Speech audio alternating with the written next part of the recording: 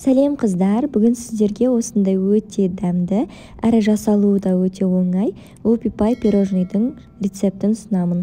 Алдымен сары май мен шоколадты осылай микроволновкада ерітіп аламыз.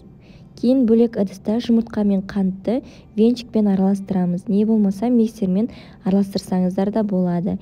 Кейін осыған біздің еріген шоколадымызды қосып, екі масса біріккенге дейін тағы да араластырамыз.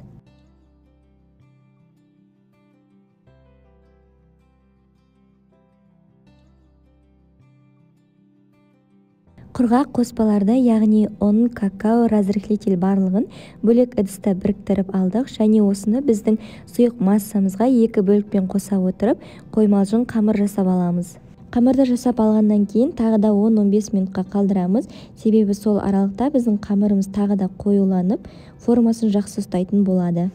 Кейін қамырды кондитерский мешокқа салып аламыз, және оны пергаменттің үстіне дәл осындай кішкентай домалақ етіп орналастырамыз.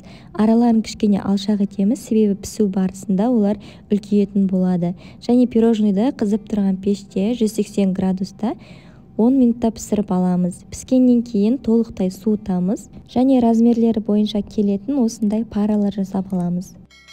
Кремін дайындаймыз. Салқын творожный сыр мен сахарный пудраны екі масса біріккенге дейін 1 минуттай миксерлеп аламыз.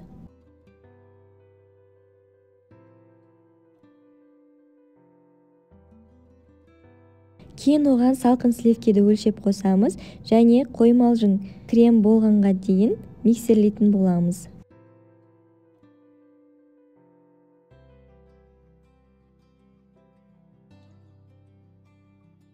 Кремді кондитерский мешокқа салып аламыз. Осындай гүл пішіндес кез келген насадка қолдансаңыздар да болады. Дәл видеода көрсетілгендей пирожныйларды жинайтын боламыз. Қалған креммен пирожныйдың үстіне узор саламыз, және шоколадпен де узор жасасаңыздар болады. Дайын пирожныйды кем дегенде 2-3 сағатқа холодильникке қоямыз, кейін дастарханға ұсына беруге болады. Міндетті түрде жасап көріңіздер, өте дәмді әрі оңай жасалады. Торт жасауға ерінсеңіз, дәл осы мини пирожныйларды жасап көріңіз. Дастарханның көркін ашады, әрі дәмі жағынан да қонақтарыңызға ұнайтынына сенімдімін. Видео ұнаған болса, менің каналыма тіркеліп, лайк басып, комментарий қалдыруды ұмытпаңыздар.